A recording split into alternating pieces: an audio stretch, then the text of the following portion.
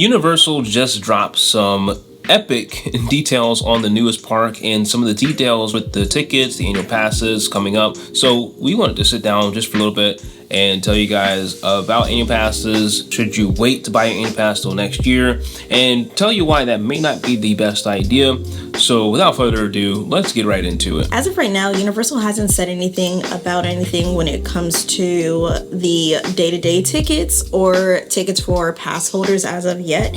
But it looks like in order to get into Epic Universe, you're gonna have to buy a 3-day park-to-park ticket, and only one of those days are gonna be allotted to get you into Epic Universe itself. Honestly, that's not that bad, and it makes sense because one of the emails or some of the leaked information, which again, this is all speculation and rumor right now. Universal has not officially confirmed this, just to keep that in mind, but it's really not surprising. One of the biggest concerns is capacity. This is it's a super popular theme park. You know, everyone is going to be coming there. You know, Disney fans, Universal fans, everybody is going to want a piece of Epic Universe. So this is their best way of controlling the crowd level. So that way everything is working properly. They maximize the amount of money that they're making. Come on, it's a theme park, so you can kind of understand. Yeah, like I will say my wallet is sad, but hopefully, you know, they will remedy some of that for Florida residents and the pass holders that are already here, which kind of brings us into the passes that they have at Universal now. The main question here is, should you wait to buy an annual pass to Universal? I mean, in short, no, because I'm going to say now get the pass. Yeah, Just for a few different reasons. I mean, you have the fact of is, let's start with number one, the prices go up. As you can see, every year, actually, well, I mean, not every year without fail, but lately, the past few years, they have been going up, especially, I mean, it's to be expected. Epic Universe is opening up, I'd say probably less than a year at this point. We're in the summertime of 2024. So yeah, a year from now, Epic Universe will be open. They have to make that money up somewhere. Yeah, and the advantage to that is, so kind of explaining all the passes, just generally how they work is the passes don't expire. So you can pay them either in full or you can do what's called flex pay and break them up into monthly payments with a down payment consisting of about 50% of the cost of the annual pass. And so when we're talking about price increases, let's look at what happened. And the only thing that we can look at is what happened before with Volcano Bay. When Volcano Bay opened up in 2017, Universal naturally kind of did the same thing as what's happening now. They didn't do the whole multi-day thing, but when it came to the annual passes, that was one of the biggest questions, and we've gotten questions on the channel. People have asked us too, what is Universal going to do with the annual passes when Epic Universe opens up? So at Volcano Bay, basically, pass holders either had to upgrade their passes to get into Volcano Bay. So their passes went up in price monthly, obviously, for the flex play option. And I'm sure there was an option to pay outright if they already had a pass and they didn't do flex pay, or buy a single day ticket. A lot of people weren't happy about that, but I looked at those prices. They weren't that bad. I missed them. A single day ticket at Volcano Bay back in 2017 when this opened, and we'll link the article in the description below so you can check that out and kind of read through it and just, you know, take a trip down memory lane. But the single day tickets were $62. They're $80 now. And so that was 7 years ago from this point. And so over those past 7 years, those ticket prices have gone up, not drastically. I mean, that's not a huge price increase for given the amount of time, but the fact is the prices do go up. And so keeping that in mind, you know that this is always going to be a reoccurring thing year after year. As they see demand go up for the park, naturally they're going to raise the prices. And the cool thing about Universal is that because they don't do a set price increase every single year like Disney would, the thing is you can keep that same price year after year until if the passes increase in price, you get to finish out your contract. It'll slightly go up, but you get to finish out your contract as is, and then you'll pay the new price the next contract. Passes don't expire. Epic Universe will be open this time next year. And so if you were to pay a down payment or if you were to buy an annual pass right now, you have really, and it Whenever you whenever you to go want and pick it up, to go and pick it up. You can buy your annual pass today, and until you go in and actually scan into the park, that is when the pass actually becomes activated, and you have 12 months from that point. That's your yearly contract. Because ultimately, you don't have to feel pressure, but you pretty much kind of get locked in. So, for example, like I've been a pass holder at Universal for now 19 years now. Yeah. And here's a nice little picture for you, just so you can see, just for proof. You know, I was there. Yeah. So I am what they call a legacy pass holder. So which means, and this is not a thing anymore. So No. don't go calling Universal saying, "Oh, I want to be one of those people." I've had my pass for 19 years, and so I pay what the original price was before they overhauled their entire annual pass system. So how much was that? So that's like $189 a year I pay. A year. A year. You guys. So. But hey, don't quote me on that. That's besides the point. The point is, Universal does raise those prices so they don't expire. So if you want to get those passes now, it's best to do it. Take advantage, lock that price in, right? Because that can always change. So just to give you an example, say you buy your pass in January and then they just so happen to raise prices in March for the passes. You're still going to be paying the price that you signed up with your contract from January all the way through the rest of your contract for the whole entire year. Now, the next time, of course, you renew, you're going to be paying that reflected price in that pass holder increase, but that's just something that is always good to do. Just get it early and upfront. Save that money where you can. And speaking of saving money, so let's talk about which type of pass is right for you. And really, it just depends. I mean, Universal breaks it down really nicely on their website, the different perks that you get when it comes to parking, discounts, things like that. And you decide if it fits you. So the biggest thing that we want to talk about is blockout days, and that will make a huge decision as to which which pass is best for you. The seasonal pass is the cheapest, and it's typically the one that we would probably recommend. We're not seasonal pass holders, but we're weekday pass holders at Disney. That means that we only have access to the parks during the week, which is really when we want to go anyways at some point, because you don't want to deal with weekend crowds. Really look at how often that you come to the parks. If you come to the parks basically 2 to 3 times a year, that's probably going to be your best bet. Exactly. Now, keep in mind the seasonal pass does not cover parking, so this can be a good option for you if you are coming during those non-blockout times, because there are quite a few blockout dates with a seasonal pass, but it's also a good option if you're staying on site at a hotel and you're getting, some kind of transportation from the airport. You're not renting a car because, like I said, you don't get parking included in the seasonal pass. Yeah, and so that is one of those things that you have to just look at the site, really analyze which one is important for you, because especially if you're coming for multiple days, obviously you'd probably want to have parking covered so you don't pay for parking every single day. You don't want to park in the City Walk garage and keep your car there overnight, of course. And you also don't get the discounts that the rest of the passes come with the food and the merch and stuff like that. So that's just something to keep in mind if you're a person that likes to do their shopping around the parks. And so, of course, you have the out-of-state pass holders and you have the in-state pass holders. So there is a difference in price. The difference is, as a non-resident, there's a $100 difference, but there's a $125 difference between the resident and the non-resident annual passes. So what that means for you is there's actually not much difference. That's Universal basically pushing you to say, hey, you should just buy a pass anyways because it's way cheaper. Universal always has these vacation packages, all these different deals at the right times, which is actually kind of a good point to mention for the Epic Universe announcement. A lot of people will kind of find this controversial or in a negative kind of way because, you're forcing us to buy 3-day tickets and it's more expensive that way.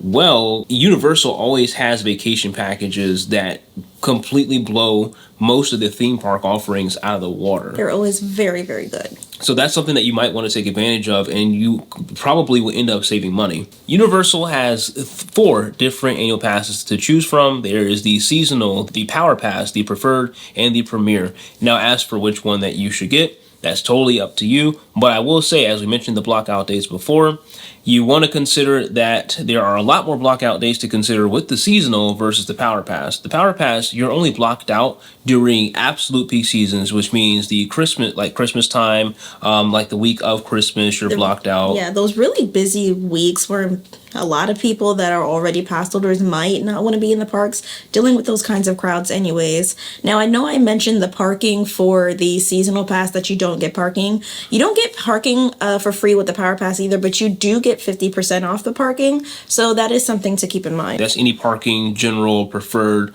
But we always recommend, especially if you're a pass holder, just go for the general parking. I mean, more times than not, you won't be on the roof. It just depends on how they feel that day, but it's just one of those things to where is it worth paying that much more for a pass? That's up to you. Now, of course, the biggest difference between all of the passes is that there is one pass that has an incredible benefit that all the rest of them do not, and that is the Premier Pass. The Premier Pass has Express Pass after 4 p.m. That's a game changer because the parks are busy, like really busy. So this is, you're getting Express no matter what time of year, after 4 o'clock, anytime you want. That Express, Universal, they do it really well. It's not oversaturated to the point where you feel like you're waiting anyways and competing with the standby line. They do it so well that the wait is just always flawless. It's really good. And you also get a special ticket to the ticketed event for Halloween Horror Nights. It comes with one free ticket. That's a steal because those tickets can run you about $200. And those express passes can any given day run you about $200+. So super value and for that's that. on like almost the low end for the express passes. Yeah, that's the low end, especially during peak season. If you have a larger budget, of course, if you don't have as many people in your party and your family, then that's probably going to be a good option, especially if you come very often. It's a very popular option for the locals here. But that is the biggest benefit I would say with the Premier. We are preferred pass holders, but honestly, I know this video alone is going to convince this us video to is going to convince upgrade. us to downgrade. Well, maybe Epic Universe is probably going to upgrade again, but especially if you have kids. So that's the other thing I didn't mention. We are preferred pass holders, but if we wanted to upgrade to that Premier Pass holder tier, we can do that at any point that we want. So if you're like a seasonal or a Power Pass holder, you can upgrade those passes, especially like if you're on FlexPay or if you have paid outright all in one sitting, you would just pay the difference for that pass. If you have children, a good option for you to consider might be the Power Pass. The only reason why, so we moved out of Florida a couple years ago and we were out of the state. And so we came to Universal for vacation and we got to the gate. I already had a preferred pass because, legacy member, don't hate. We got to the gate and then we realized, oh, wait a second. Our daughter was blocked out. Yeah, we're blocked out. We have one person in our party that is blocked out because Ari had a Power Pass at the time. Mm-hmm. And so I was faced with the decision, don't go to the park that day after you traveled here or upgrade to preferred pass so you don't have any blockout days. We just so happened to come on a blockout date. But is that necessary? Absolutely not, because there aren't enough blockout dates to really be worried about that you can't plan around. So Power Pass is the cheaper option. It doesn't have as many restrictions. It doesn't have free parking, but it could be probably the best all-around option for everyone involved and for your budget. So now we get to talk about everyone's favorite part, which is the money. FlexPay, we need to go over that, and because it is a little complicated sometimes, just depending on how you break it up. But FlexPay, so Ashley, tell us about FlexPay. So, all right, when you go to buy your annual pass, you can either pay it outright or you can do the FlexPay option. Now, the only FlexPay option that you can't apply it to is the seasonal pass. You can apply it to everything else, and FlexPay is basically paying about 50% of the pass holder price for the full 12 months. You're paying that up front, and then you are breaking that other half up and paying that over a monthly payment over 12 months.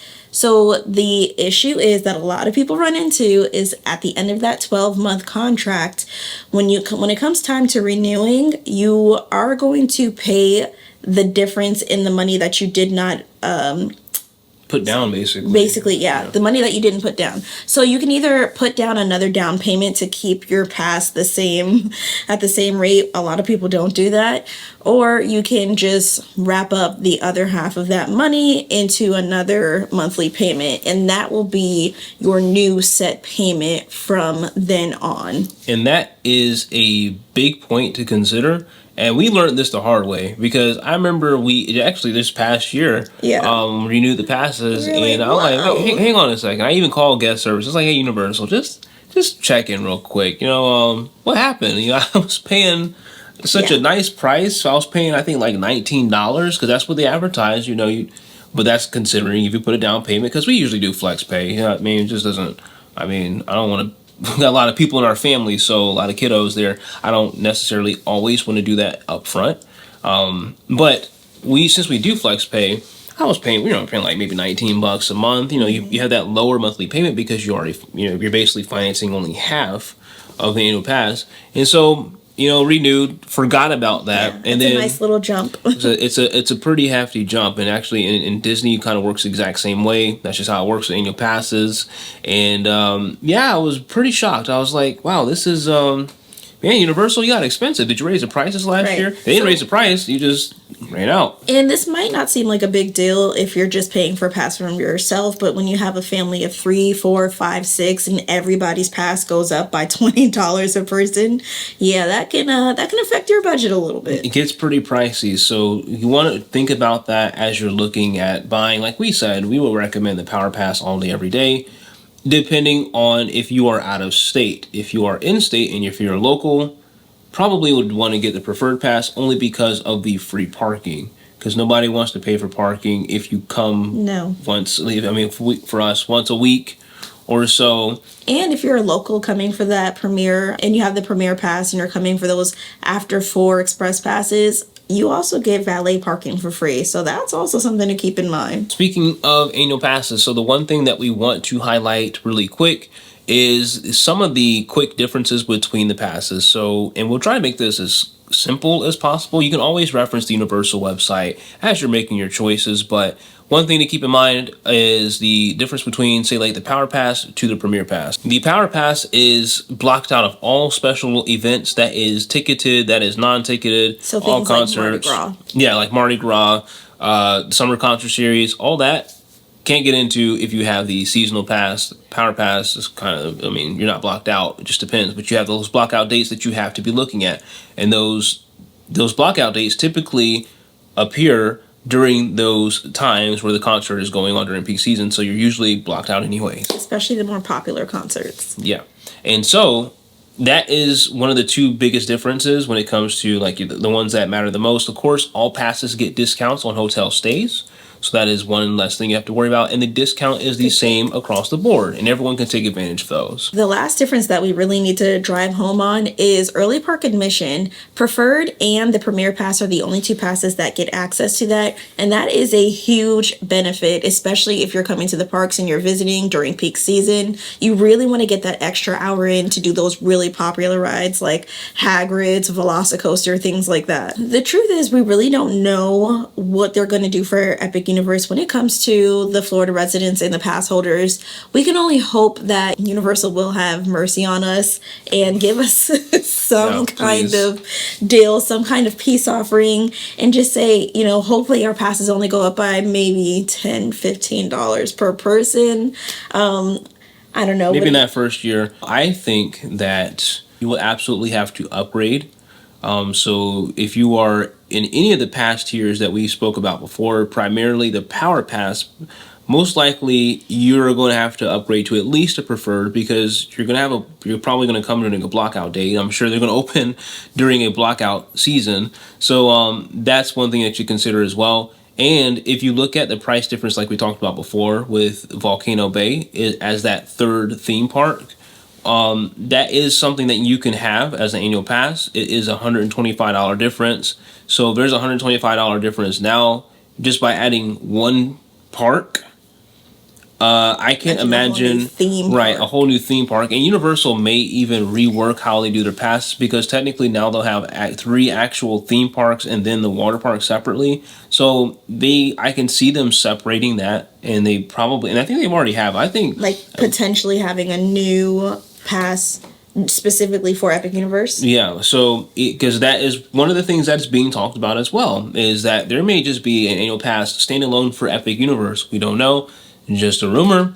So that's just something that you want to think about. But I would be willing to bet that they are probably going to rework their pass system, because now they'll have 3 theme parks that you can take advantage of. They know everyone is going to want the theme parks first, water parks second, so maybe they'll separate those 2 offerings. So that's what we think. Should you wait? Absolutely not. Get the pass now, because at the very worst, it's cheaper to upgrade than it is to buy a whole new pass at a higher price, because you know the price is going to go up. They're already telling you to get a 3-day ticket. You might as well just go ahead and get that pass now. You might as well just come and have some fun in the meantime. Exactly. So, and remember, it don't expire. So regardless of that, it's always a good time to get it, and you can always take advantage of it, because you never know. You might come down for HHN, you might come down for any other time, and you don't have that to worry about. And when Epic Universe opens, you can just say, cool, I'll just upgrade. Exactly. You don't have to spend all your money all at once. Just do it little by little. You know, get your little down payment here, and then just start making those little monthly payments before your trip comes up. Yeah, so if you found this helpful, be sure to like the video. That helps the channel out a lot. It's the summertime, and truth be told, it is hot. It's too hot for the kiddos, so we are going to be parking it right here. Make sure you have your beverage of choice. Stay hydrated. We will see you on the next one.